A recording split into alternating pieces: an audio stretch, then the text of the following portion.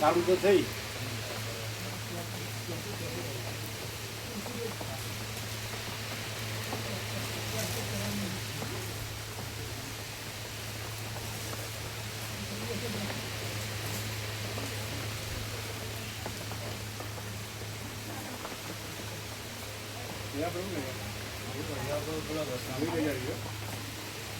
બેસો ભાઈ.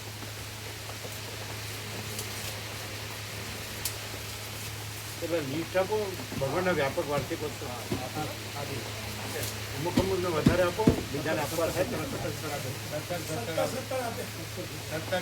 આપે ને.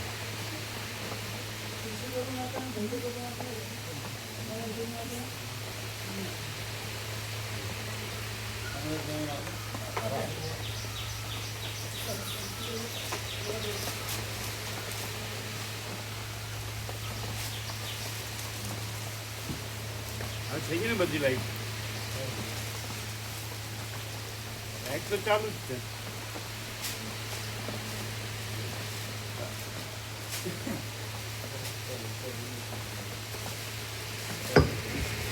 ઓમ બરાબર.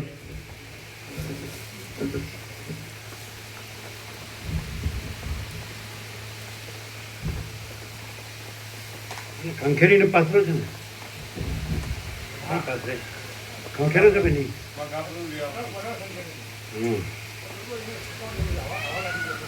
હા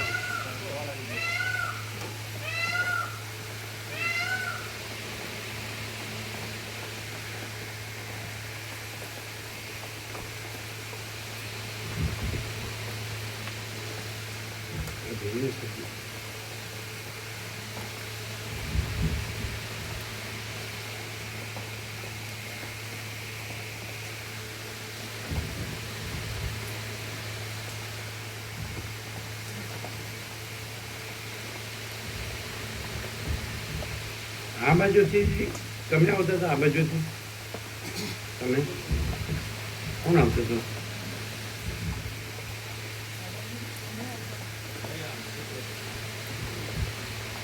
અહીંથી આમ અમે આવતા જ હતા. આવું બ્લેક પેન્ટ જ હતું, ત્યાંથી અમે ગયા હતા. તમે જો બીજું તો કોઈ છે ને બ્લેક પેન્ટ?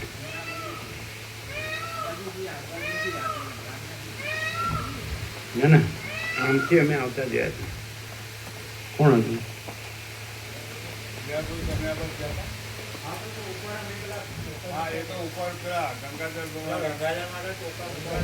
તમે અહીંથી આવતા હતા?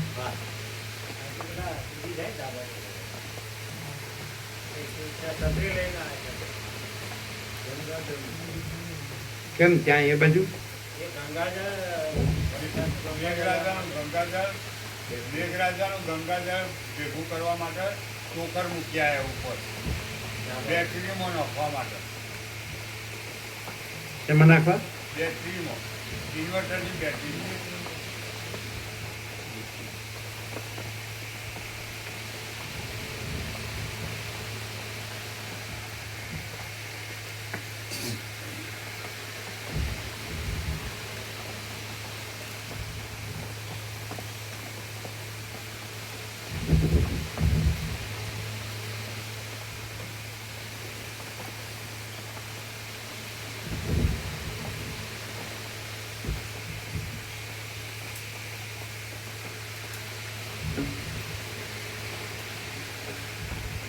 ઓમ ઓમ બરોબર છે.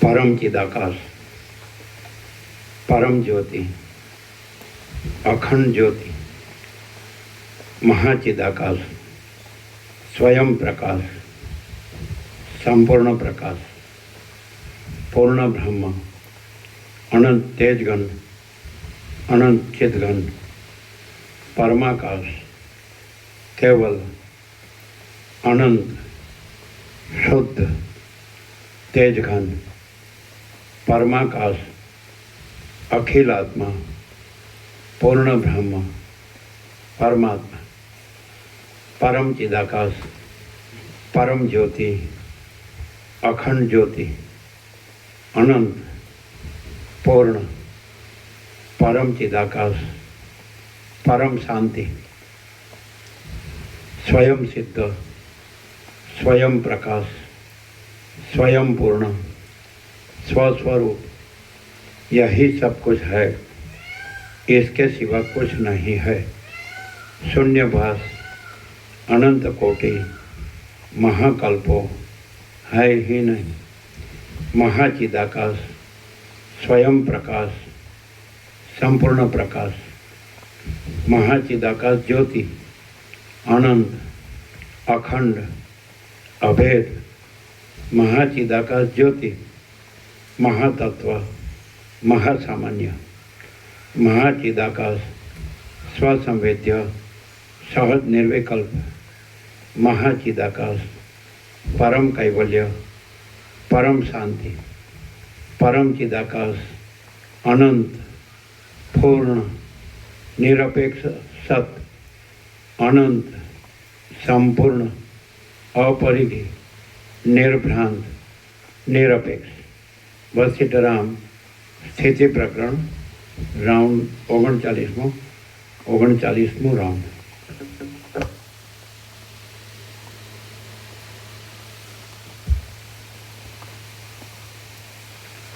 आद्य परब्रह्म सद्गुरु देव की जय।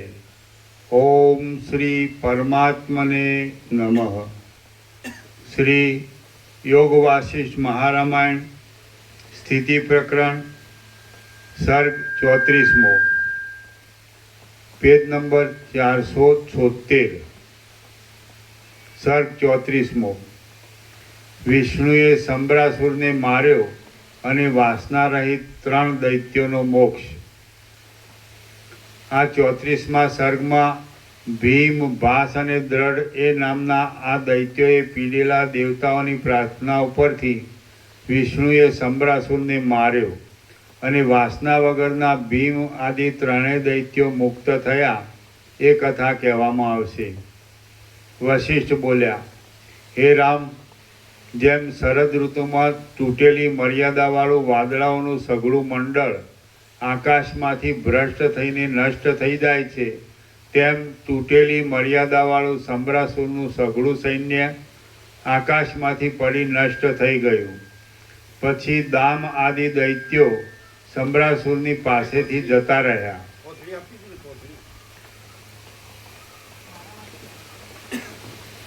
જેને પોથરી જોઈએ માગી લેજો। આ છોટું છે ને બધું। ચાલો। પછી દામ આદિ દૈત્યો સંબરાસુરની પાસેથી જતા રહ્યા। એટલે મેરુ પર્વતના જેવી સંપત્તિવાળા સંબરાસુરના નગરમાં જે વૃત્તાંત બન્યું તે હું તમને કહું છું, તે તમે સાંભળો। જેના સૈન્યને દેવતાઓએ જીતી લીધેલું તેવા સંબરાસુરે કેટલા એક વર્ષો કાઢી પાછો દેવતાઓના વધનો ઉદ્યોગ કરીને વિચાર કર્યો કે મેં માયાથી દામ આદિ જે અસુરોને બનાવ્યા હતા, તેમણે તો મૂર્ખતાને લીધે યુદ્ધમાં ખોટા દુષ્ટ અહંકારની જ ભાવના કરી, એટલે તેઓ હારી ગયા। હવે મારે માયાથી બીજા દાનવોને સર્જવા અને તેમને વેદાંત શાસ્ત્ર જાણનારા તથા વેદાંત શાસ્ત્ર જાણનારા તથા વિવેકી કરવા। તત્વના પરિજ્ઞાનને લીધે તેઓ મિથ્યા ભાવના વગરના હશે, એટલે તેઓ અહંકારને ધારણ કરશે નહીં અને તેથી દેવતાઓને જીતી લેશે।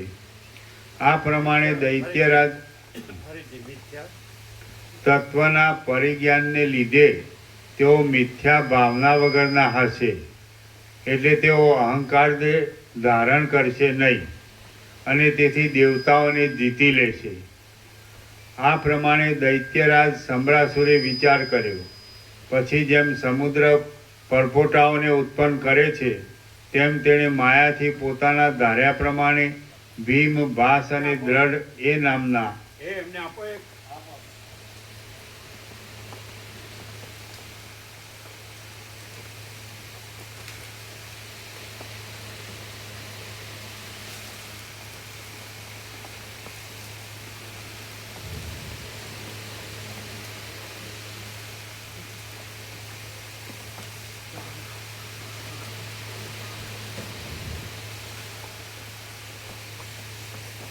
પછી જેમ સમુદ્ર પરપોટાઓને ઉત્પન્ન કરે છે તેમ તેણે માયાથી પોતાના ધાર્યા પ્રમાણે ભીમ, ભાસ અને દ્રઢ એ નામના 3 દાનવોને ઉત્પન્ન કર્યા.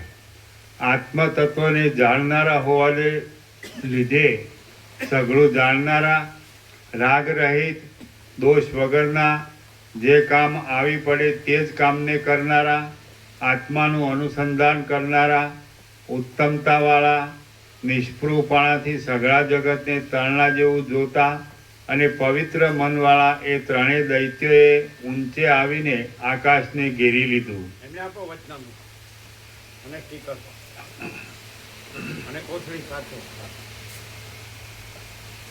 ફરીથી. આત્મતત્વને જાણનારા હોવાને લીધે સઘળું જાણનારા, રાગ રહિત, દોષ વગરના, જે કામ આવી પડે તે જ કામને કરનારા, આત્માનું અનુસંધાન કરનારા, ઉત્તમતાવાળા, નિષ્પૃહપણાથી સઘળા જગતને તરણા જેવું જોતા અને પવિત્ર મનવાળા એ 3 દૈત્યોએ ઊંચે આવીને આકાશને ઘેરી લીધું.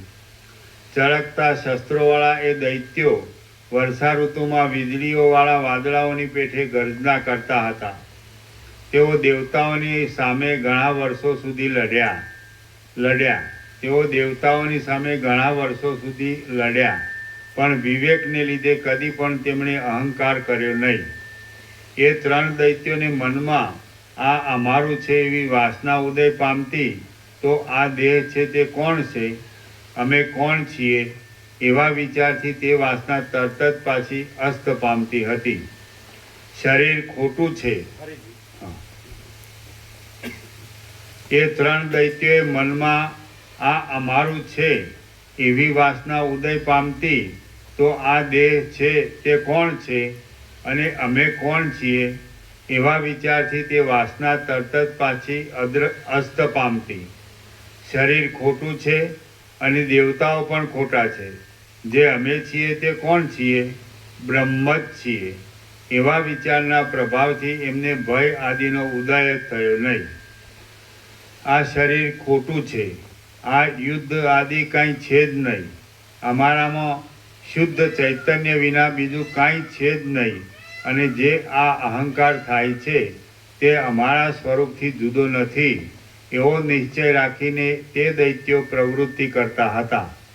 એ ભીમ, ભાસ અને દ્રઢ નામના મુખ્ય દૈત્યો અહંકારથી રહિત હતા. વૃદ્ધાવસ્થાના તથા મરણના ભય વગરના હતા. આવી પડેલા કામને જ કરનારા હતા, ધીર હતા અને વર્તમાન કાળને જ અનુસરનારા હતા. તેઓ સર્વદા આસક્તિ વગરની બુદ્ધિવાળા હતા. બીજાઓને મારવા છતાં પણ મારનારપણાનું અભિમાન ધરાવતા નહોતા. વાસનાઓના સમૂહોથી રહિત હતા અને કાર્યો કરવા છતાં પણ કર્તાપણાનું અભિમાન કરતા નહોતા. તેઓ ફળની ઈચ્છાથી નહીં, પણ સ્વામીનું કામ સેવકોએ અવશ્ય કરવું જોઈએ એવા નિયમને અનુસરીને યુદ્ધમાં તત્પર રહેતા હતા. તેઓ રાગ દ્વેષથી રહિત હતા અને સર્વદા સમદ્રષ્ટિવાળા હતા. તેમને પોતાની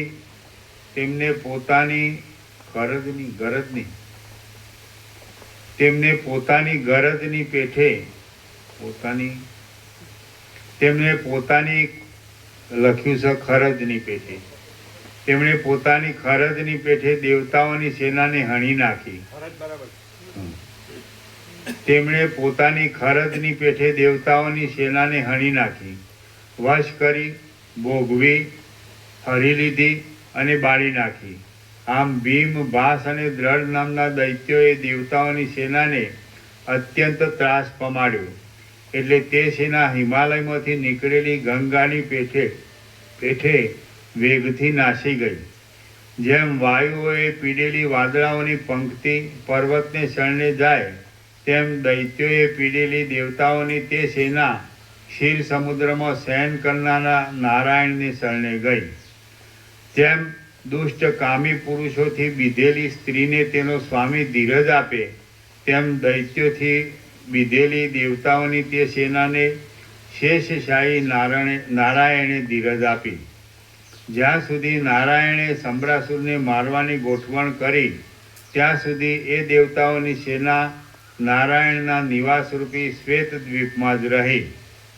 પછી નારાયણને અને સંબરાસુરને દારૂણ યુદ્ધ થયું અને તેમાં આ કાળમાં પણ પ્રલયની પેઠે મોટા મોટા પર્વતો ઉડ્યા.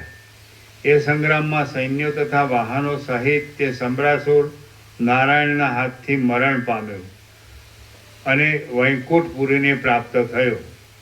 જેમ પવન દીવાઓને હોલવી નાખે છે તેમ વિષ્ણુએ તે વિષમ સંગ્રામમાં ભીમ, ભાસ અને દ્રઢ નામના એ દૈત્યોને શાંત કરી દીધા. વાસનાઓથી રહિત રહેલા એ લોકો જ્યારે શાંત થયા ત્યારે જેમ હોલવાઈ ગયેલા દીવાઓની ગતિ કોઈના જાણવામાં આવતી નથી તેમ તેમની ગતિ પણ કોઈના જાણવામાં આવી નહીં. અમને નથી કેશવાન ગાદી નથી એવા પ્રભુની કોને નથી જોઈ લ્યો જેને ન હોય એને છે તમારે ગાદી છે બધાની છે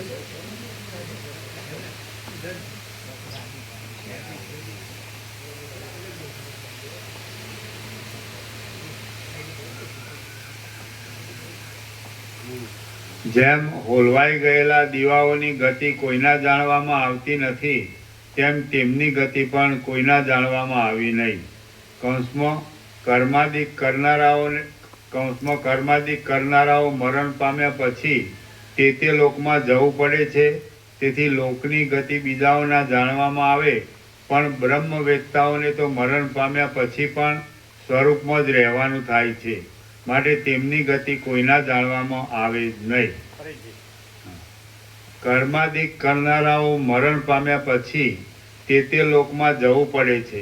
તેથી લોકની ગતિ બીજાઓના જાણવામાં આવે પણ બ્રહ્મવેત્તાઓને તો મરણ પામ્યા પછી પણ સ્વરૂપમાં જ રહેવાનું થાય છે. માટે તેમની ગતિ કોઈના જાણવામાં આવે જ નહીં. હે રામ, મન જો વાસનાવાળું હોય તો બંધાયેલું છે અને વાસના વગરનું હોય તો મુક્ત જ છે. એટલા માટે તમે વિવેકથી વાસના રહિતપણું સંપાદન કરો. સાચા સ્વરૂપ ચૈતન્યનું સારી પેઠે અવલોકન કરવાથી સાચા સ્વરૂપ ચૈતન્ય ભેગું ન વંચાય. સાચા સ્વરૂપ ચૈતન્યનું અવલોકન કરવાથી સ્વરૂપ ચૈતન્ય ભેગું ન વંચાય. સાચા સ્વરૂપ ચૈતન્યનું અવલોકન કરવાથી જુદું પાડેલું છે. પણ તમે ભેગું વાંચ્યું. હા, સાચા સ્વરૂપ ચૈતન્યનું. સાચા સ્વરૂપ ચૈતન્યનું સારી પેઠે અવલોકન કરવાથી વાસના ક્ષય પામે છે અને વાસનાનો નાશ થતાં ચિત્ત દીવાની પેઠે નાશ પામે છે. પરિપૂર્ણ તે વાસ્તવિક સત્ય એવો પરિપૂર્ણ ને વાસ્તવિક સત્ય એવો ચૈતન્યાત્મા આ જે દ્રશ્યની ભાવના કરે છે તે દ્રશ્ય કાંઈ પણ સાચું નથી અને ભાવના પણ સાચી નથી એમ વિચાર કરીને ચિન્માત્રનું દર્શન કરવું એ જ યોગ્ય અવલોકન છે. આ જે સઘળું જગત છે તે આત્મા જ છે. માટે કોણ, ક્યાં અને કોની ભાવના કરે? જે ભાવના કહેવાય છે તે મુદ્દલ છે જ નહીં. એમ જે વિચારવું તે યોગ્ય અવલોકન છે. વાસનાઓનો અર્થ, ચિત્ત અને ચિત્તનો અર્થ એ સઘળું સત્ય વિચારથી જેમાં લીન થાય છે તે પરમપદ છે.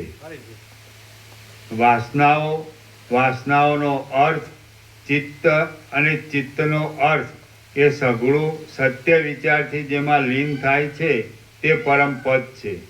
વાસનાઓથી ઘેરાયેલું ચિત્ત સંસારમાં રહેલું છે અને તે જ જો વાસનાઓથી રહિત થાય છે તો જીવન મુક્ત કહેવાય છે. ચિત્ત ખોટા ભૂતની પેઠે ઉદય પામીને ઘટ પટ આદિ અનેક આકારો ગ્રહણ કર્યા કરે છે.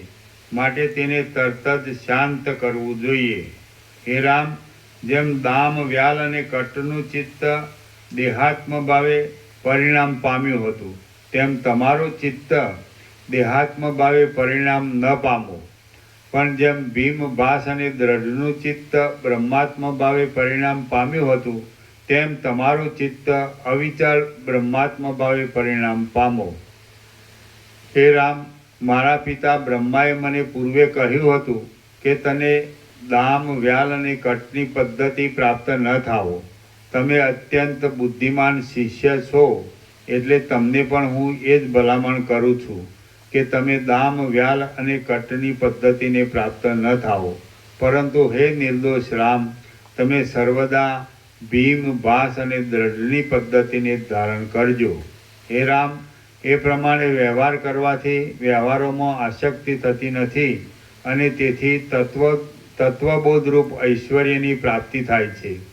ત્યારે અપાર સુખ દુઃખોની સાંકળોવાળી અને અનેક જન્મોમાં તાપ આપવાને સારું જ પ્રાપ્ત થયેલી એવી આ સંસારની પદવીનો પોતાના મૂળ અજ્ઞાન સહિત સમૂળો નાશ થઈ જાય છે. શ્રી યોગ વાસિષ્ઠ મહારામાયણમાં સ્થિતિ પ્રકરણનો દામ વ્યાલ કટોપાખ્યાન સમાપ્તિ નામનો સર્ગ 34મો સમાપ્ત. સર્ગ 35મો વાસના ત્યાગનું નિરૂપણ. આ 35મા સર્ગમાં સત્સંગ, વિવેક, આત્મબોધ અને સમાધિથી સંયુક્ત વિષય વાસનાના ત્યાગનું નિરૂપણ કરવામાં આવશે. વશિષ્ઠ બોલ્યા, હે રામ, જે સાધુ પુરુષોએ અવિદ્યાના પ્રબળ વિલાસોથી વિષયોમાં ઉન્મુખ થનારા પોતાના મનને જીત્યું હોય છે, તેમને મહાસુર સમજવા અને સઘળા સુર પુરુષો કરતાં ઉત્કૃષ્ટ સમજવા. આ સંસાર દુઃખરૂપ છે અને સઘળા ઉપદ્રવોને આપનારો છે. તેને ટાળવાને માટે પોતાના મનનો નિગ્રહ કરવો એ જ એક ઉપાય છે. હે રામ, હવે હું જ્ઞાનનું સર્વસ્વ કહું છું તે સાંભળો, અને તે સાંભળ્યા પછી મનમાં ગૂંથી રાખો. ભોગોની ઈચ્છા એ જ બંધ છે અને તે ઈચ્છાનો ત્યાગ એ જ મોક્ષ છે, એમ કહેવાય છે. બીજા શાસ્ત્રોની રચનાઓ જોવાનું કાંઈ પ્રયોજન નથી. તમે માત્ર એટલું જ કરો કે આ સંસારમાં જે કાંઈ મીઠું લાગે છે તેને ઝેર જેવું અને અગ્નિ જેવું સમજો. બીજા શાસ્ત્રોની રચનાઓ જોવાનું કાંઈ પ્રયોજન નથી. તમે માત્ર એટલું જ કરો કે આ સંસારમાં જે કાંઈ મીઠું લાગે છે તેને ઝેર જેવું અને અગ્નિ જેવું સમજો. વિષયોનો ત્યાગ કરવો બહુ વિષમ છે, તો પણ વારંવાર વિચાર કરીને પ્રથમ તો તેમનો ત્યાગ જ કરવો જોઈએ. ત્યાગ કરીને સહનશક્તિનો અભ્યાસ કર્યા પછી અનુક્રમે તેમનું ગ્રહણ કરીએ તો પણ પરિણામ બગડતું નથી. કાંટાવાળા ઝાડોના બીજથી પથરાયેલી પૃથ્વી જેમ કાંટાઓના સમૂહને ઉત્પન્ન કરે છે, તેમ વાસનાઓથી ઘેરાયેલી બુદ્ધિ રાગદ્વેષ આદિ ઘણા દોષોને ઉત્પન્ન કરે છે. જેમાં વાસનાઓની ઝાડ ન લાગી હોય અને જેણે રાગદ્વેષ પાછા ભૂતકાળમાં દીઠા ન હોય તેવી બુદ્ધિ ચંચળપણાથી રહિત થઈને ધીરે ધીરે ઉત્તમ શાંતિને પ્રાપ્ત થાય છે. જેમ શ્રેષ્ઠ બીજવાળી પૃથ્વી કદી પણ ગ્લાનિ નહીં પામનારા સારા ગુણોવાળા અને ફળ દેનારા સુંદર અંકુરોને સમયસર ઉત્પન્ન કરે છે, તેમ સારી મતિ કદી પણ ગ્લાનિ નહીં પામનારા શાંતિ આદિ સારા ગુણોવાળા અને મોક્ષરૂપ ફળ આપનારા સમાધિ આદિ શુભ અંકુરોને સર્વદા ઉત્પન્ન કરે છે. જ્યારે દયા તથા ક્ષમા આદિ સદ્ગુણોના અનુસંધાનથી પ્રસન્નતા પ્રાપ્ત થાય છે, ખોટી સમજણરૂપ ગાઢ મેઘ જેમ ધીરે ધીરે શાંત થાય છે, શુક્લ પક્ષના ચંદ્રની પેઠે સૌજન્ય વૃદ્ધિ પામે છે, આકાશમાં પ્રસરતા સૂર્યના તેજની જેમ જ્યારે હૃદયમાં પવિત્ર વિવેક ફેલાય છે, પોલા વાસમાં એના નીચે ટાંચ છે. રત્નશાસ્ત્રમાં કહ્યું છે કે મોટા હાથીઓ, ગંધ, સુવર, શંખ, છીપ, માછલા અને પોલા વાસ એ બધા મોતીની ઉત્પત્તિના સ્થાનકો છે. એ બધામાં પણ વિશેષ ભાગ છીપોની અંદર જ ઝાઝા મોતી ઉત્પન્ન થાય છે.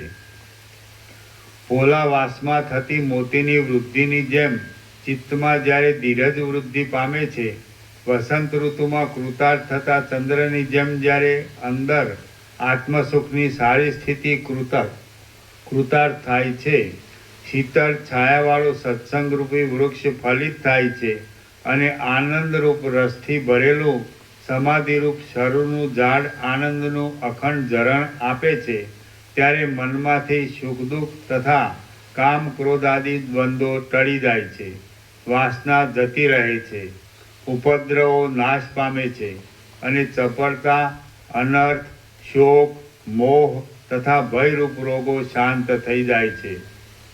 ત્યારે શાસ્ત્રોના અર્થો સંબંધી સંદેહો ક્ષીણ થઈ જાય છે, વિષયો ભોગવવાની સઘળી ઉત્કંઠાઓ ઓસરી જાય છે, કલ્પનાઓની જાળ દૂર થઈ જાય છે, મોહ ભાગી જાય છે અને લેપ ખસી જાય છે.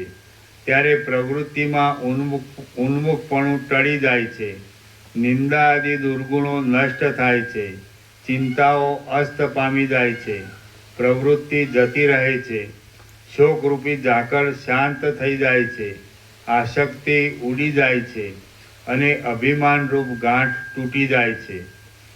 આ સમયમાં મન સંદેહરૂપી પોતાના કુપુત્રોની સાથે, મનોરથરૂપી શાખાઓની સાથે, તૃષ્ણારૂપી સ્ત્રીની સાથે અને વાસનારૂપી પાંજરાની સાથે પોતે પણ નષ્ટ થાય છે અને આત્માના જીવનમુક્તરૂપ પરમ પુરુષાર્થને સાધી આપે છે. મન પ્રથમ પોતાને પુષ્ટિ આપનારી શુભાશુભ અને શત્રુ મિત્ર આદિ વિકલ્પોવાળી કલ્પનાઓને છોડી દે છે અને તે પછી જેમ એ વિકલ્પોને ઉત્પન્ન કરવામાં હું સમર્થ છું તેમ તેમનો નિગ્રહ કરવામાં પણ સમર્થ છું એમ વિચારીને પોતાના દેહાકારપણાને પણ તરણાની પેઠે છોડી દે છે.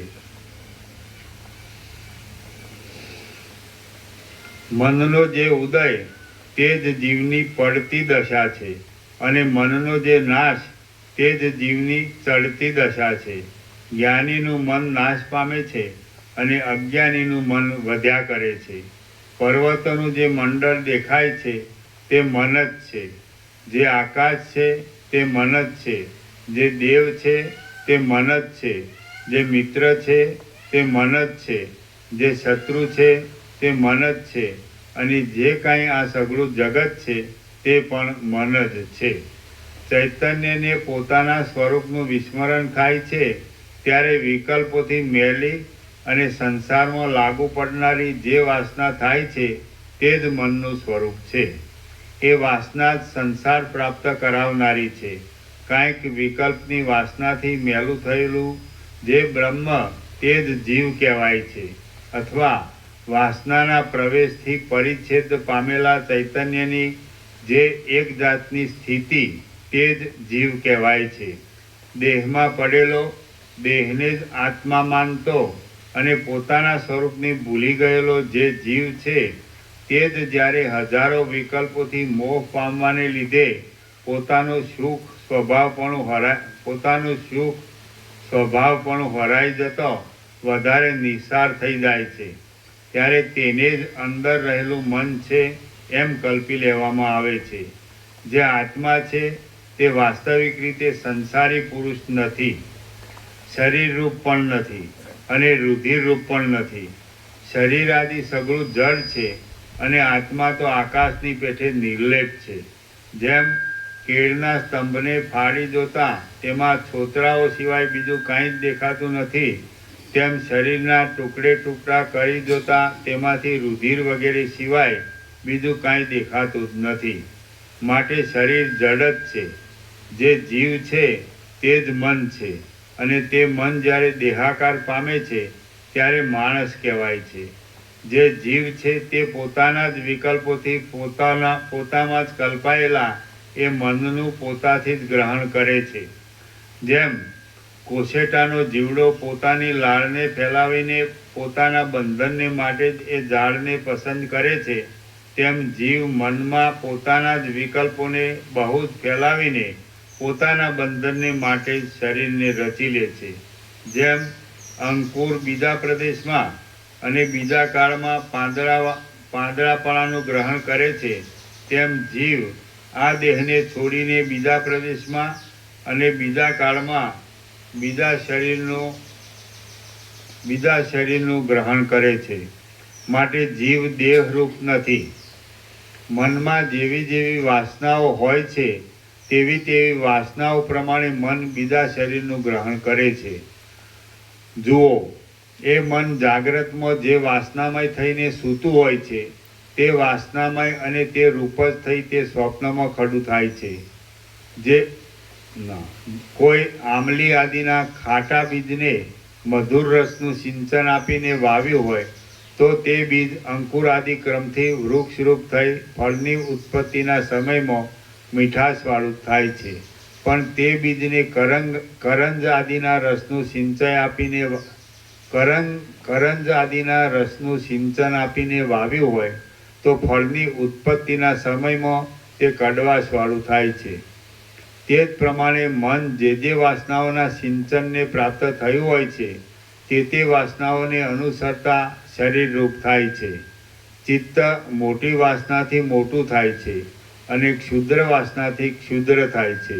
જુઓ, માણસે ઇન્દ્રના રાજ્ય સંબંધી મનોરાજ્ય કર્યું હોય તો ઇન્દ્રપણાનું સ્વપ્ન આવે છે, અને પિશાચો સંબંધી મનોરાજ્ય કર્યું હોય તો રાત્રે સ્વપ્નમાં પિશાચો જોવામાં આવે છે.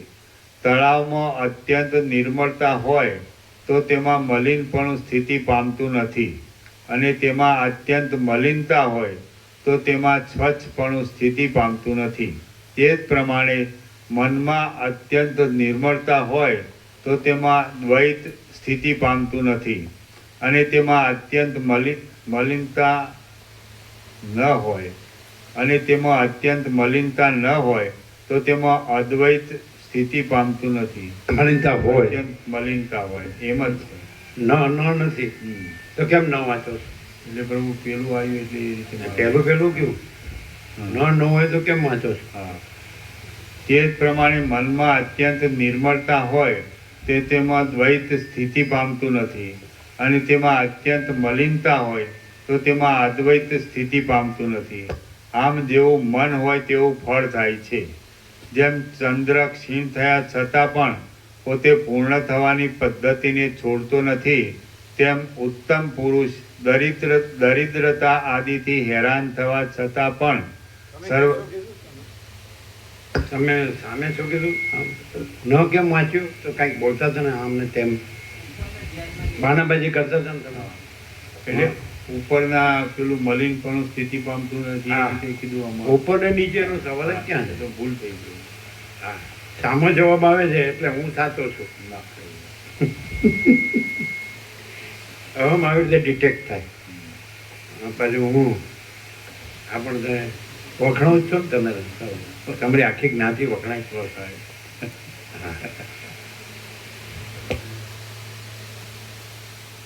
આમ જેવું મન હોય તેવું ફળ થાય છે. જેમ ચંદ્ર ક્ષીણ થયા છતાં પણ પોતે પૂર્ણ થવાની પદ્ધતિને છોડતો નથી, તેમ ઉત્તમ પુરુષ દરિદ્રતા આદિથી હેરાન થવા છતાં પણ સર્વદા ઉદ્યોગી રહીને ચિત્તને નિર્મળ રાખવાની પદ્ધતિને છોડતો નથી. અથવા તત્વબોધથી બાધિત હોવાને લીધે હજારો ઉપદ્રવો થવા છતાં પણ વિદ્વાનનું મન સંસારની વાસનાઓથી મલિન થતું નથી. કારણ કે વાસ્તવિક રીતે જોતા બંધન નથી, મોક્ષ નથી, તે બંધાયેલો નથી અને મુક્ત પણ નથી. જેમ ઇન્દ્રજાળની લતા મિથ્યા જ ઉઠે છે તેમ બંધન આદિ સઘળી માયા મિથ્યા જ ઉઠેલી છે. આ સઘળી જગતરૂપ માયા ગંધર્વનગરની પેઠે, ઝાંઝવાના પાણીની પેઠે અને નેત્રની પાપણની આંગળી કુંચાળતા થતી બે ચંદ્રની ભ્રાંતિની પેઠે મિથ્યા જ ઉઠેલી છે.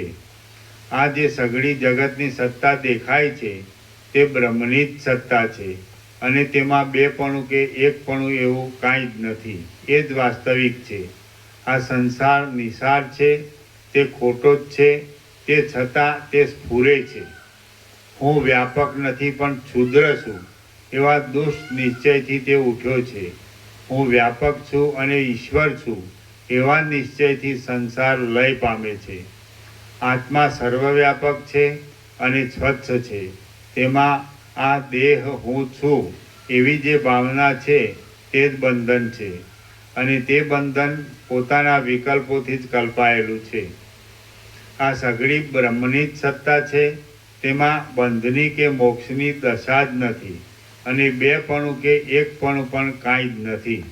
મન જો નિર્મળપણાને લીધે નાશ પામવામાં ઉન્મુખ થયેલું હોય અને સઘળા દ્રશ્યોમાં લાગણી વગરનું થઈ નહીં જેવાપણાને પ્રાપ્ત હોય તો જ બ્રહ્મ જોવામાં આવે છે. મન જો નિર્મળપણાને લીધે નાશ પામવામાં ઉન્મુખ થયેલું હોય અને સઘળા દ્રશ્યોમાં લાગણી વગરનું થઈ નહીં જેવાપણાને પામેલું હોય જુદું જુદું ના પડાય. નહીં જેવા ભેગું વંચાય. નહીં જેવા અર્થ બદલાઈ જાય. પેલું નહીં પેલા આગલા શબ્દોની સાથે જાય. છૂટું પડો તો ફરીથી. મન જો નિર્મળપણાને લીધે નાશ પામવામાં ઉન્મુખ થયેલું હોય અને સઘળા દ્રશ્યોમાં લાગણી વગરનું થઈ નહીં જેવાપણાને પામેલું હોય તો જ બ્રહ્મ જોવામાં આવે છે. તેમ થયા વિના બ્રહ્મ જોવામાં જ આવતું નથી. ફરીથી. મન જો નિર્મળપણાને લીધે નાશ પામવામાં ઉન્મુખ થયેલું હોય અને સઘળા દ્રશ્યોમાં લાગણી વગરનું થઈ નહીં જેવાપણાને પામેલું હોય તો જ બ્રહ્મ જોવામાં આવે છે. તેમ થયા વિના બ્રહ્મ જોવામાં જ આવતું નથી. જેમ જળથી નિર્મળ થયેલું ધોળું કાપડ રંગને ગ્રહણ કરે છે તેમ સમાધિના અભ્યાસથી નિર્મળ થયેલું મન સર્વમાં બ્રહ્મ દ્રષ્ટિને ગ્રહણ કરે છે. હે રામ, જે સઘળું દ્રશ્ય છે તે મારું જ સ્વરૂપ છે એવી ભાવનાથી આ લેવા યોગ્ય છે અને આ છોડવા યોગ્ય છે એવી વાસનાના બળને ક્ષીણ કરી નાખો અને એમ બંધને પણ છોડી દો અને મોક્ષને પણ છોડી દો. ગુરુ સેવા આદિ સત્કર્મોથી, શાસ્ત્ર શ્રવણથી, વૈરાગ્યથી અને બોધથી જો મન શુદ્ધ થાય તો એવો નિશ્ચય થાય છે કે જેમ સ્ફટિકમણીમાં જુદા જુદા રંગોનો મિથ્યા જ પ્રતિભાસ થાય છે તેમ સ્વરૂપમાં જગતનો મિથ્યા જ પ્રતિભાસ થયો છે. દ્વૈત દેખાય કે તરત જ બંધની પ્રાપ્તિ થાય છે અને આત્મદર્શન થાય કે તરત જ મોક્ષની પ્રાપ્તિ થાય છે. કલ્પિત પદાર્થોની સાથે મળી જઈને મનમાં જે વ્યગ્રપણું થાય છે તે જ ખોટી સમજણરૂપ દ્વૈત દ્રષ્ટિ છે. બોધ થતાં તે જરાવારમાં તૂટી જાય એવી છે, પણ બોધનો ઉદય ન થતાં તે જરાવારમાં ખરાબ કરી નાખે એવી છે એમ સમજો. બહારની તથા અંદરની સઘળી દ્વૈત દ્રષ્ટિને છોડી દઈને મન જ્યારે બોધમાં લીન રહે ત્યારે બ્રહ્મપદ પ્રાપ્ત થઈ ચૂક્યું એમ સમજવું. બહારની તથા અંદરની સઘળી દ્વૈત દ્રષ્ટિને છોડી દઈને મન જ્યારે બોધમાં લીન રહે ત્યારે બ્રહ્મપદ પ્રાપ્ત થઈ ચૂક્યું એમ સમજવું. આ પ્રત્યક્ષ જોવામાં આવતી દ્વૈત દ્રષ્ટિ અવશ્ય ખોટી જ છે. તેથી મનનું જે ઘેરાયેલાપણું છે તે જ જગતનું સ્વરૂપ છે, બીજું નથી એમ સમજો. જગત આદિમાં પણ નથી અને અંતમાં પણ નથી, માટે મધ્યમાં પણ ખોટું જ છે. જે આદિમાં તથા અંતમાં ન હોય તેનું મધ્યમાં પણ હોવું સંભવતું નથી. એ રીતે જેણે જાણ્યું ન હોય તેને દુખિયાપણું હાથમાં જ છે એમ સમજવું. આ જગત છે તે આત્મા જ છે એમ જો જાણ્યું ન હોય તો જગતની લીલા દુઃખદાયી થાય છે, અને જાણ્યું હોય તો લીલા ભોગ અને મોક્ષ સુખોને આપે છે. કૌંસમાં જ્ઞાનીને મિથ્યા જાણેલા પદાર્થો દુઃખદાયી થતા નથી, માટે ભોગમાં ઉપયોગી છે તેમનો ભોગ પ્રારબ્ધનો નાશ કરનાર હોવાને લીધે તેઓ મોક્ષમાં પણ ઉપયોગી છે.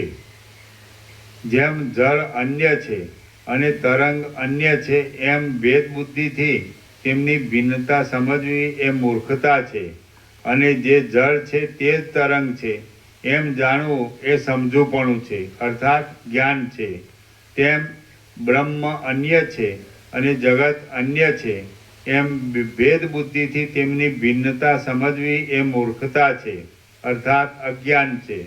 અને જે બ્રહ્મ છે તે જ જગત છે એમ જાણવું એ સમજુપણું છે, અર્થાત એ એ પ્રકારનું અભેદ જ્ઞાન એ જ જ્ઞાન છે.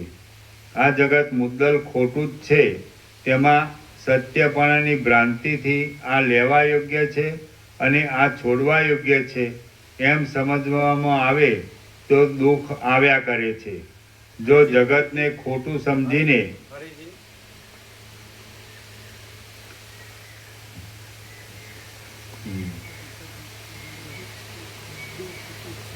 અર્થાત અને જે બ્રહ્મ છે તે જ જગત છે એમ જાણવું એ સમજુપણું છે. અર્થાત એ પ્રકારનું અભેદ જ્ઞાન એ જ જ્ઞાન છે.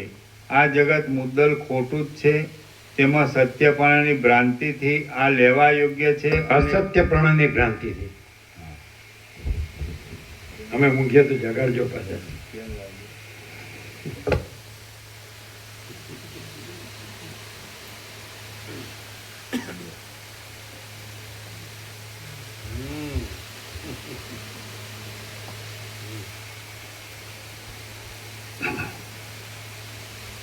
એમ બરાબર છે ને? હા.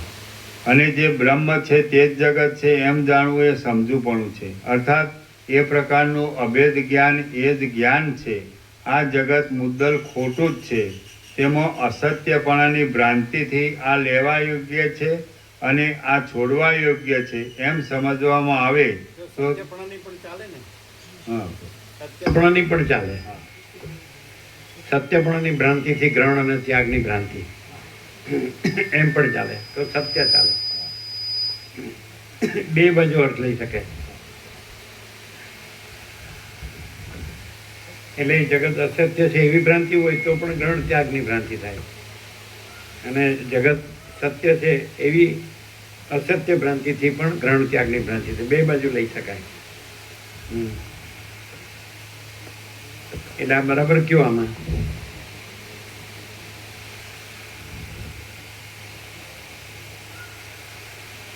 એટલે સત્ય લાગે છે એટલે ગ્રહણ ત્યાગની ભ્રાંતિ થાય છે, એટલે સત્યપણાની ભ્રાંતિ. બરાબર.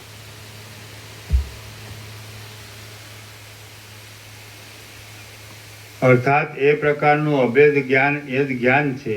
આ જગત મુદ્દલ ખોટું જ છે, તેમાં સત્યપણાની ભ્રાંતિથી આ લેવા યોગ્ય છે અને આ છોડવા યોગ્ય છે એમ સમજવામાં આવે તો દુઃખ આવ્યા કરે છે. બરાબર.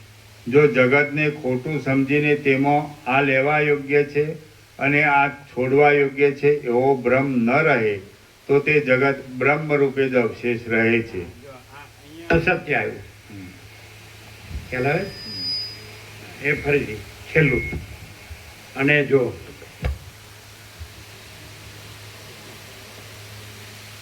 જગતને ખોટું સમજીને તેમાં આ લેવા યોગ્ય છે અને આ છોડવા યોગ્ય છે એવો ભ્રમ ન રહે તો તે જગત બ્રહ્મ રૂપે જ અવશેષ રહે છે. હે રામ, આ જગત સંકલ્પથી જ કલ્પાયેલું હોવાને લીધે મનરૂપ જ છે અને ખોટું છે માટે મિથ્યા છે, તો તેનો વિનાશ થવાથી શોક શો કરવો? જેમ આપણે પ્રેમ વગરના કોઈ સંબંધીને રાગદ્વેષ વગરની દ્રષ્ટિથી જોઈએ છીએ, તેમ તમે પંચ મહાભૂતમય તમારા શરીરને પણ રાગદ્વેષ વગરની દ્રષ્ટિથી જુઓ. જેમ ઉદાસીનપણે રહેતા કોઈ બંધુથી આપણને સુખ દુઃખનો લેપ થતો નથી, તેમ યથાર્થ રીતે મિથ્યા જાણેલા આ પંચભૂતમય શરીરથી પણ આપણને સુખ દુઃખનો લેપ વળગે નહીં. અનાદિ સત્ય અને પરમાનંદરૂપ બ્રહ્મ દ્રષ્ટા તથા દ્રશ્યના મધ્યમાં છે, એટલે અનુભવરૂપ અથવા જ્ઞાન સ્વરૂપ છે. તેમાં જ મનની શાંતિ થાય છે. જેમ વાયુ શાંત થતાં હૃદ શાંત થઈ જાય છે, તેમ મન શાંત થતાં દેહ શાંત થાય છે.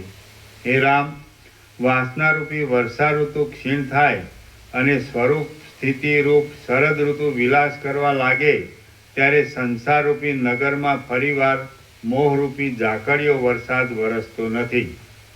સ્વરૂપ સ્થિતિરૂપ શરદ ઋતુ પ્રાપ્ત થવાથી જ્યારે જડતારૂપી શીત ધ્રુજવા લાગે છે, દોષરૂપી કાદવ સુકાઈ જાય છે, તૃષ્ણારૂપી ખાડો સુકાઈને પૂરાઈ જાય છે, હૃદયરૂપી વનમાં વિષયરૂપી પલ્લવોનો ફેલાવો મંદ પડી જાય છે, ઇન્દ્રિયોરૂપી કદંબો ફળ વગરના થઈ જાય છે અને મિથ્યા સમજણરૂપી મેઘ ચાલ્યો જાય છે, ત્યારે જેમ પ્રભાતકાળમાં રાત્રિ ક્ષીણ થઈ જાય છે, તેમ મોહરૂપી વરસાદની ફરફર ક્ષીણ થઈ જાય છે. ત્યારે જળતારૂપી ટાઢ મંત્રથી હણાયેલા ઝેરની પેઠે ક્યાંય જતી રહે છે. ત્યારે દેહરૂપી પર્વતમાં ભયોરૂપી ક્ષુદ્ર નદીઓ અત્યંત બંધ પડી જાય છે, અને આશારૂપી પાંખોવાળા સંકલ્પોરૂપી મોટા મયુરો નાચતા નથી. ત્યારે જ્ઞાનરૂપી આકાશ અત્યંત નિર્મળ થઈ જાય છે, અને પ્રબળ ઉદયવાળો જીવરૂપી સૂર્ય પોતાના સાચા સ્વચ્છ સ્વરૂપથી અત્યંત શોભે છે. ત્યારે મોહના સમૂહરૂપી વાદળોથી મુક્ત થઈને અત્યંત નકરી થયેલી તેમજ રજોગુણ અને ધૂળના દોષોથી રહિત થયેલી આશાઓરૂપી છોટી દિશાઓ સમાધિ આદિ સમયમાં ઘણી શોભે છે. ત્યારે નિર્મળ તથા આનંદરૂપ પ્રફુલ્લિતપણું પામેલું ચિત્તરૂપી કાસડાનું ફૂલ અત્યંત શોભે છે, અને સઘળી દિશાઓને શીતળ કરનારી વિચારરૂપી ચાંદની હૃદયરૂપી આકાશમાં પ્રકાશી રહે છે. ત્યારે સારી પેઠે સ્વચ્છ થયેલી વિવેકરૂપી પૃથ્વી સર્વ પ્રકારની સગવડોને જણાવનારા તથા પરમ આનંદને આપનારા આત્માના બોધરૂપી ધાન્યથી સફળ થાય છે. ત્યારે પર્વતોના તથા વનોના મોટા વિસ્તારો સહિત સઘળું ત્રૈલોક્ય આત્મારૂપી સૂર્યના પ્રકાશથી સુંદર, સ્વચ્છ કરતાં પણ સ્વચ્છ અને તાપથી રહિત થયેલા ચિદાભાસરૂપી શીતળ છાયાવાળું થઈ જાય છે. આ સમયમાં રજોગુણ અને પરાગ, આ સમયમાં રજ વગરના હૃદયરૂપી કમળવાળા સ્વચ્છ થયેલા મનરૂપી સરોવરનો જો વિસ્તાર કરવામાં આવે, સર્વ દ્રશ્યોમાં બ્રહ્મની ભાવનાવાળું કરવામાં આવે તો તે વધારે શોભા ધારણ કરે છે. તેને જો વિવેકરૂપી જળથી વધારે પૂર્ણ કરવામાં આવે તો તે સ્ફટિક જેવું થઈ જાય છે. પછી હૃદયરૂપી કમળના કોષમાં રજ નહીં રહેવાથી ચપળ થયેલો દેહાભિમાની મલિન બ્રહ્મર પાછો ન જ દેખાય એવી રીતે પાછો ક્યાંય જતો રહે છે. આ પ્રમાણે થાય છે. ત્યારે પોતાના દેહરૂપી નગરનો રાજા એવો તે જ્ઞાની પુરુષ સંકોચ વગરનો, સર્વવ્યાપક, સર્વનો નિયંતા, વાસનાઓથી રહિત અને શાંત મનવાળો થાય છે. આમ દોષોનો ત્યાગ કરી ધીરજ ભરેલી બુદ્ધિવાળો થયેલો સંસાર સંબંધી સઘળી ગતિઓને જન્મ મરણના પ્રવાહવાળી હોવાને લીધે સ્વાદ વગરની જોતો અને વિચારથી આત્મતત્વરૂપી દીવો પામેલો તે પુરુષ પોતાનું મન અત્યંત ગળાઈ જતા સઘળા સંતાપોથી રહિત થાય છે અને દેહરૂપી નગરમાં વિલાસ કરે છે. શ્રી યોગ વાસિષ્ઠ મહારામાયણમાં સ્થિતિ પ્રકરણનો ઉપશમ વર્ણન નામનો સર્ગ 35મો સમાપ્ત. સર્ગ 36મો ચૈતન્ય સ્વરૂપનું વર્ણન. આ 36મા સર્ગમાં ચૈતન્ય સર્વમાં રહેલું હોવા છતાં પણ કોઈથી સંલગ્ન નથી અને સર્વ પદાર્થોની સ્થિતિ ચૈતન્યની સ્થિતિથી જુદી નથી એમ નિરૂપણ કરવામાં આવશે. રામ બોલ્યા, હે બ્રહ્મન, પરમાત્મા સર્વ દ્રશ્યોથી રહિત છે. તેમાં આવું આ જગત જે પ્રકારથી રહ્યું છે તે ફરીવાર પણ મને કહો, એટલે મને બોધની વૃદ્ધિ થાય. વશિષ્ઠ બોલ્યા, જેમ જળમાં ભવિષ્ય તરંગો અસ્ફુટ રીતે રહ્યા છે અને પોતાની જુદી સત્તાથી રહિત હોવાને લીધે નથી પણ રહ્યા, તેમ પરબ્રહ્મમાં આ સૃષ્ટિઓ અસ્ફુટ રીતે રહેલી છે અને પોતાની જુદી સત્તાથી રહિત હોવાને લીધે નથી પણ રહી.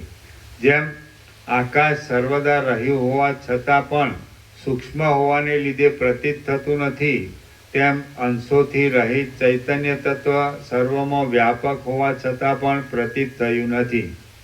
ઢંકાયેલા અથવા ખુલ્લા સ્ફટિકમાં રહેલું પ્રતિબિંબ જેમ સત્ય કહેવાય એમ પણ નથી અને અસત્ય કહેવાય એમ પણ નથી, તેમ આત્મામાં રહેલી આ સૃષ્ટિ સત્ય કહેવાય એમ પણ નથી અને અસત્ય કહેવાય એમ પણ નથી. આકાશમાં રહેલા વાદળાનો આધાર આકાશ જ છે, પણ જેમ તેમનો આકાશને સ્પર્શ નથી, તેમ ચૈતન્યમાં રહેલી સૃષ્ટિઓનો આધાર ચૈતન્ય જ છે, પણ તેમને ચૈતન્યનો સ્પર્શ નથી. હે રામ, આકાશમાં રહેલા વાદળાઓનો આધાર આકાશ જ છે, પણ જેમ તેમનો આકાશને સ્પર્શ નથી, તેમ ચૈતન્યમાં રહેલી સૃષ્ટિઓનો આધાર ચૈતન્ય જ છે, પણ તેમને ચૈતન્યનો સ્પર્શ નથી. તેમનો ચૈતન્યને સ્પર્શ નથી.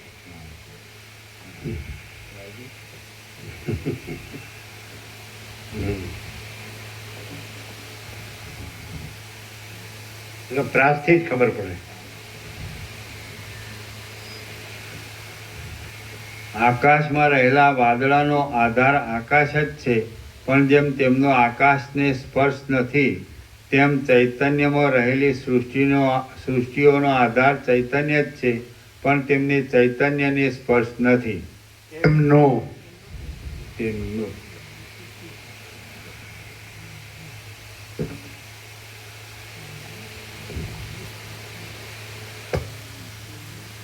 હે રામ, સૂર્યના કિરણો સર્વમાં પહોંચેલો હોવા છતાં પણ જેમ જળમાં જ પ્રતિબિંબિત થાય છે, તેમ ચૈતન્ય સર્વમાં રહેલું હોવા છતાં પણ પ્રાણીઓના શરીરોમાંથી જ જીવ રૂપે પ્રતિબિંબિત થાય છે. એ મહાચૈતન્ય સઘળા સંકલ્પોથી રહિત છે, સઘળા નામોથી રહિત છે અને અવિનાશી છે. જીવ, જગત તથા ઇન્દ્રિય ઇત્યાદિ નામો તેમજ કલ્પેલા છે. જીવ, જગત તથા ઇન્દ્રિય ઇત્યાદિ નામો તેમજ કલ્પેલા છે. તેમાં જ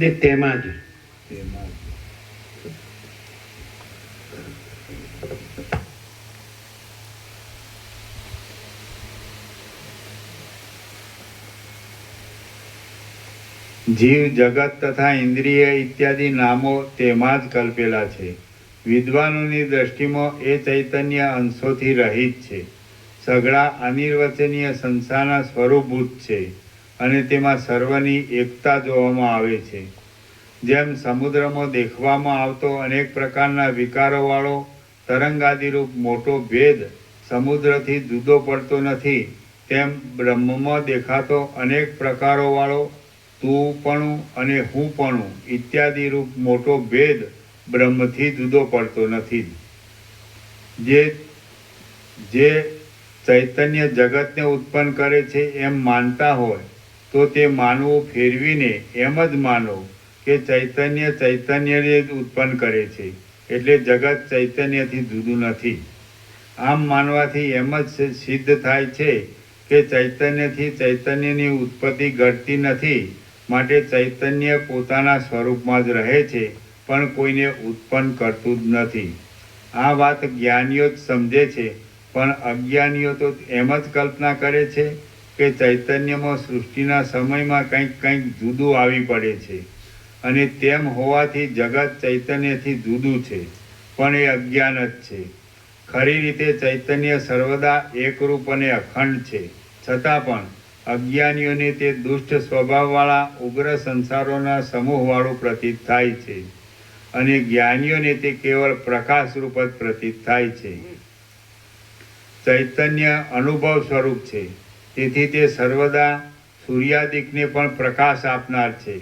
સર્વ પ્રાણીઓને વિષયોના સ્વાદમાં નિમિત્તભૂત છે અને જીવોના જન્મ આદિ થવામાં પણ નિમિત્તરૂપ છે. તે કદી પણ અસ્ત પામતું નથી, ઉદય પામતું નથી, ઉઠતું નથી, બેસતું નથી, જતું નથી, આવતું નથી અને કોઈ પણ જાતની ઈચ્છા કરતું નથી. હે રામ, નિર્મળ આકારવાળું અને પોતે પોતાનામાં જ રહેલું એવું એ ચૈતન્ય આ જગત નામથી પટપટ રૂપે પ્રતીત થાય છે. જેમ તેજ પોતાના સમૂહોથી ચલન પામતું હોય એમ જણાય છે અને જળ પોતાના જ સમૂહોથી ચલન પામતું હોય એમ જણાય છે, તેમ ચૈતન્ય પણ પોતાનાથી અભિન્ન સૃષ્ટિના વિભ્રમોથી ચલન પામતું હોય એમ જણાય છે. એ ચૈતન્ય નામનો અનુભવ સર્વમાં વ્યાપક છે અને સર્વદા વાસ્તવિક રીતે પ્રકાશરૂપ છે, પણ અજ્ઞાનને લીધે પ્રકાશતો નથી. તે અંશોથી રહિત છે, છતાં પણ કલ્પનાથી અંશોને ધારણ કરે છે. તે પોતે સિદ્ધ જ છે. તે અવિદ્યામાં પ્રતિબિંબરૂપ કૃત્રિમ વેશ ધારણ કરીને પોતાના અપરિચ્છિન્ન સ્વરૂપને ભૂલી જાય છે અને હું છું એવી ભાવનાથી ધીરે ધીરે જીવપણું પામે છે. આમ જીવપણું થવાને લીધે અનેકપણું આરૂઢ થઈ જાય છે. પછી અનેક જન્મ મરણો થવાથી આ છે, આ નથી, આ લેવું અને આ છોડવું ઇત્યાદિ વ્યવહારોના સ્થાનકરૂપ દેહાત્મ ભાવ દ્રઢ થઈ જાય છે. એ જ ચૈતન્ય દેહમાં સેંકડો ચલનોથી સારા નરસા કર્મો કરીને જગતને બનાવી લે છે, પણ વાસ્તવિક રીતે બનાવતું જ નથી. પૃથ્વીરૂપ ચૈતન્યની કોતરમાં રહેલું અંકુરોના સમૂહરૂપ એ ચૈતન્ય અંકુર થઈ બહાર નીકળવા ધારે છે. પૃથ્વીરૂપ ચૈતન્યની કોતરમાં રહેલું અંકુરોના સમૂહરૂપ એ ચૈતન્ય અંકુર થઈ બહાર નીકળવા ધારે છે, ત્યારે સઘળા સાકાર પદાર્થોરૂપ ચૈતન્યનો સમાવેશ કરનારું આકાશરૂપ ચૈતન્ય તેને અવકાશ આપે છે. ચલનરૂપ ધર્મવાળું વાયુરૂપ ચૈતન્ય તેનું આકર્ષણ કરે છે. જળરૂપ ચૈતન્ય પોતાના રસથી તેનું પોષણ કરે છે. પૃથ્વીરૂપ ચૈતન્ય દ્રઢતા આપીને તેના પર અનુગ્રહ કરે છે અને તેજરૂપ ચૈતન્ય પોતાનું રૂપ આપીને તેને પ્રકટ કરે છે. આ રીતે કારણ પદાર્થરૂપ ચૈતન્યનો કાર્ય પદાર્થરૂપ ચૈતન્યો પર અનુગ્રહ થવાથી સ્થિતિ ચાલ્યા કરે છે. કાળરૂપ ચૈતન્ય અમુક વિરોધી પદાર્થરૂપ ચૈતન્યોની ઉત્પત્તિને રોકીને અમુક પદાર્થોરૂપી ચૈતન્યને ઉત્પન્ન થવાની આજ્ઞા આપે છે અને તેમની ઉપર અનુગ્રહ કરે છે. કૌંસમાં જેમ કે હેમંત ઋતુ જવના અંકુરોથી વિરુદ્ધ ખડ આદિની ઉત્પત્તિને રોકી જવના અંકુરોને ઉત્પન્ન થવાની આજ્ઞા આપે છે. સર્વ પદાર્થોરૂપ ચૈતન્યમાં ફેરફાર કર્યા કરવો એ જ કાળરૂપ ચૈતન્યનો સ્વભાવ છે. સર્વ પદાર્થોરૂપ ચૈતન્યમાં ફેરફાર કર્યા કરવો એ જ કાળરૂપ ચૈતન્યનો સ્વભાવ છે. પુષ્પોરૂપી ચૈતન્યમાં કેસરારૂપી ચૈતન્યનો ધીરે ધીરે જમાવ થતાં ગંધ નામનું ચૈતન્ય પ્રકટ થાય છે. માટીરૂપ ચૈતન્યોની અંદર રહેલું રસરૂપ ચૈતન્ય વૃક્ષોરૂપ ચૈતન્યનો જમાવ થાય ત્યારે તે વૃક્ષોના મૂળિયાપણાને પ્રાપ્ત થાય છે. મૂળિયારૂપ ચૈતન્યમાં રહેલું રસરૂપ પાતળું ચૈતન્ય ફળપણાને પ્રાપ્ત થાય છે અને તે જ રસરૂપ ચૈતન્ય નાની નાની શિરાઓરૂપ થઈને પાંદડા આદિની રચનાને પ્રાપ્ત થાય છે. એ જ ચૈતન્ય તે જ સમયમાં ઇન્દ્રધનુષના જેવા જુદા જુદા રંગો પકડી જૂના વૃક્ષોમાં નવીનતા સંપાદન કરીને અનુગ્રહ કરે છે. નવીનપણાનું સંપાદન કરનારો જે અનુગ્રહ થાય છે તે અનુગ્રહને તે પદાર્થોરૂપી ચૈતન્યની સ્થિતિ પ્રમાણે અને વનરૂપ ચૈતન્યની સ્થિતિ પ્રમાણે થાય છે. ઋતુઓનું રૂપ ધરીને ચૈતન્ય પોતાના સમયમાં તે કાર્યો રૂપે દેખાવ આપે છે. જેમ કે વસંત ઋતુના સમયમાં પુષ્પોના તથા પલ્લવોના સમૂહોનો દેખાવ થાય છે. ગ્રીષ્મ ઋતુના સમયમાં સૂર્યના તેજની જે શક્તિઓનો ગરમી રૂપે દેખાવ થાય છે. વર્ષા ઋતુના સમયમાં શ્યામ વાદળાઓની પંક્તિઓનો દેખાવ થાય છે. શરદ ઋતુના સમયમાં સઘળી જાતના ધાન્યોનો દેખાવ થાય છે. હેમંત ઋતુના સમયમાં દસે દિશાઓમાં હિમનો દેખાવ થાય છે અને શિશિર ઋતુના સમયમાં જળને પણ કઠિન બનાવી નાખે એવા શીતળ પવનનો દેખાવ થાય છે. આમ સંવત્સરો તથા યુગો આદિ રૂપે કાળ પોતાની મર્યાદાને છોડતો નથી અને તે પણ ચૈતન્યનો જ વિવર્ત છે. જેમ મોટી નદીમાં તરંગોના સમૂહો ઉત્પન્ન થયા કરે છે તેમ ચૈતન્યમાં સૃષ્ટિઓ ઉત્પન્ન થયા કરે છે. કેટલાક પદાર્થોને સ્થિર રાખવારૂપ ચતુરાઈ કરનારો સૃષ્ટિનો એક જાતનો નિયમ છે. તેથી સર્વ લોકોના આધારરૂપ પૃથ્વી પ્રલય પર્યંત ધરી ઉપર રહ્યા કરે છે આ પણ ચૈતન્યનો જ વિવત છે.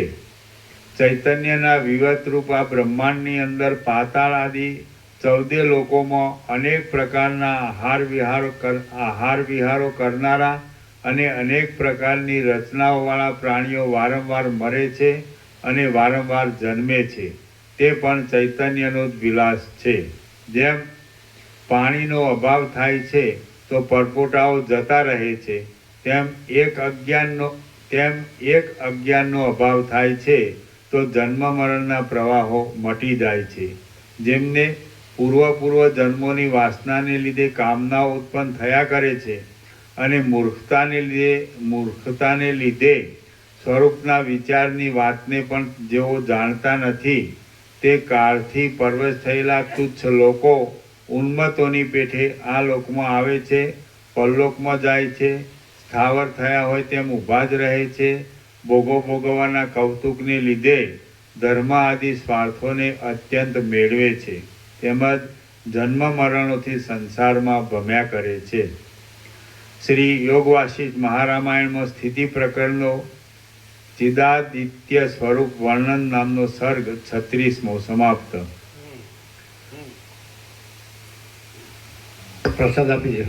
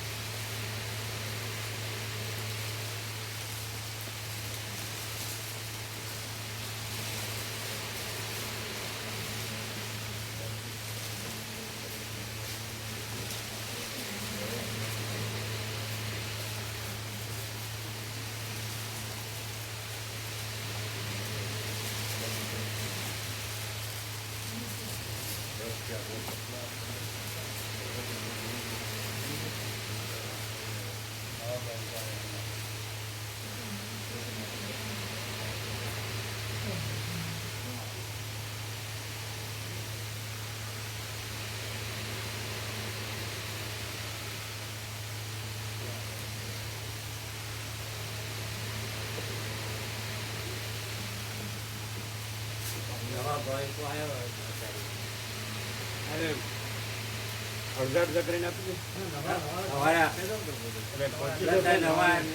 પહોંચી જશે.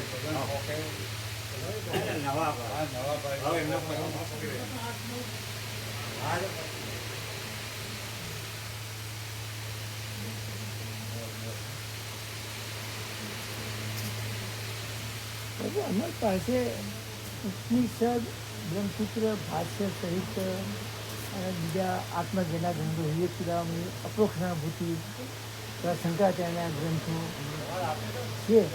તો અહીં જાહેરમાં આપી જ દેવા, જેમ લેવા હોય એને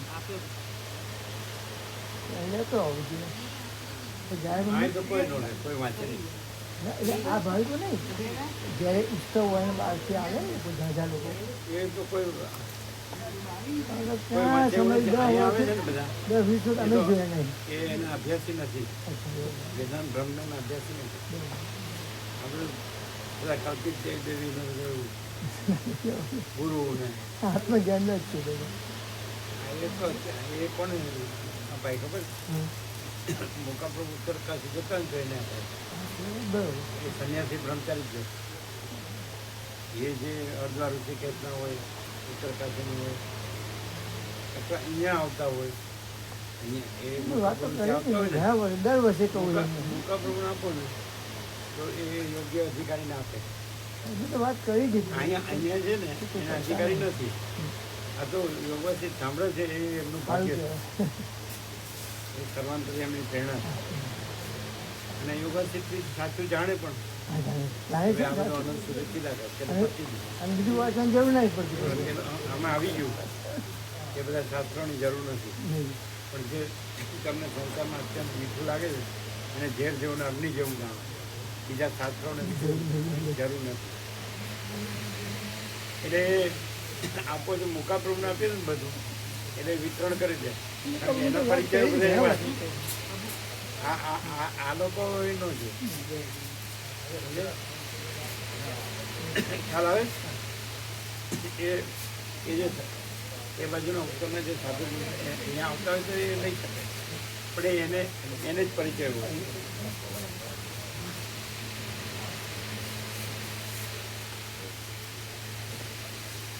આને કવરતા હોય.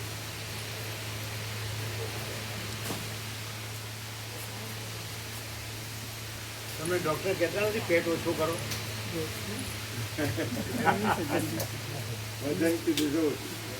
હે? ઓછું કરવું પડે વધારે. એ સુશીલ પ્રભુને એવું જ છે. એટલે બધા અવયવોને શાંતિ થાય, લીવરને ને બધા.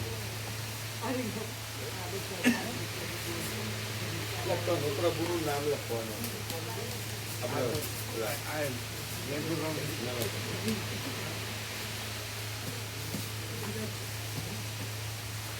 તમારા બે છે ને, તમારે એકનું ન રહ્યું, એકનું બંધ રહ્યું અને બેનું આપ્યું ને તમે એને આમ મૂકી દીધા છે. જ્યાં જગ્યા હતી ત્યાં એ બસમાં મૂકી દીધા છે. અને 7 જગ્યા છે, કારણ કે એક રમકડામાં બીજા 5 જણ જતા રહે છે ને એટલે એ જગ્યા છે.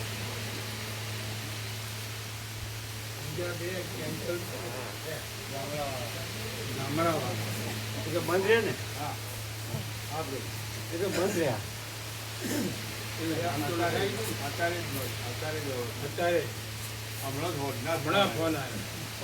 એટલે બંધ રહ્યા એને કાઢી નાખવાના. 9 જગ્યા એમ લેવાય. અને આ નટુ પ્રભુ કે છે એ લ્યો તો 8 જગ્યા છે. કનુ પ્રભુ એટલે 8 જગ્યા થાય. એ તો હજી વ્યાસ પૂર્ણિમાએ આવશે.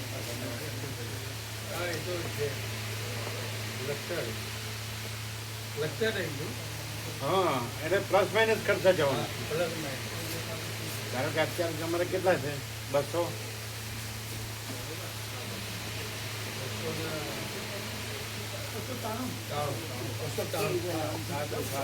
જે હોય તે દાખલા તરીકે 2 ગામડાના બાદશાહ. આ તો એમ નહીં, એટલે નામ અને ગામ સહિત બાદ કરતા જવાનું, ઉમેરે તો પ્લસ કરતા થવાનું, નામ અને ગામ સહિત અને તારીખ પણ લખવાની. બરાબર ખ્યાલ આવે છે? તમારે 93 હોય તો 2 બાદ કરીને 91 એવી રીતે. હા, નામ ને ગામ સહિત. અને પેલું ચડાવી પહોંચી.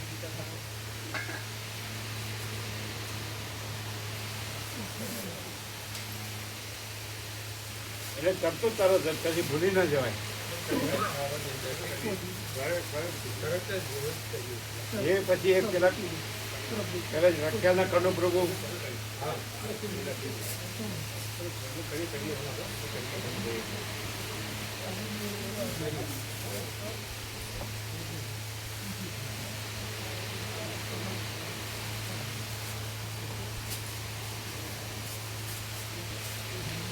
એટલે માઇનસ તો માઇનસ, પ્લસ તો પ્લસ છે.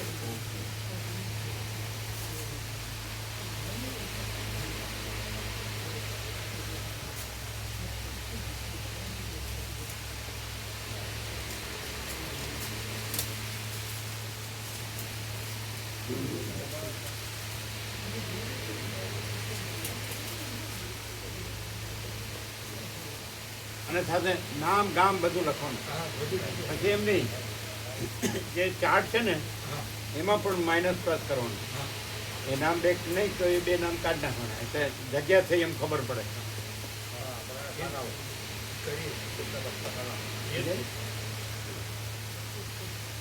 કાઢી નાખવાનું તો આમ લાઈન કાઢી દેવાની અને કાઢી નાખવાનું, એટલે જગ્યાથી એમ ખબર પડે ચાર્ટમાં. ખ્યાલ આવે?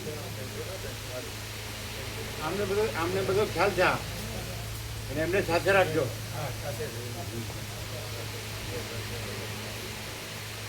બરાબર?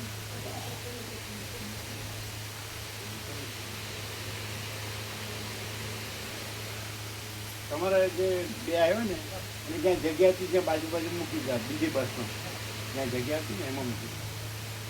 એડજસ્ટ થઈ શકે, બધું એડજસ્ટ થઈ શકે. બરાબર? તમારે લાગતા વળગતાને તમારી સાથે લેવાય, પછી બીજા હોય એને બીજી જગ્યાએ તો મૂકી શકાય. લાગતા વળગતા જ રાખવા પડે સાથે સાથે.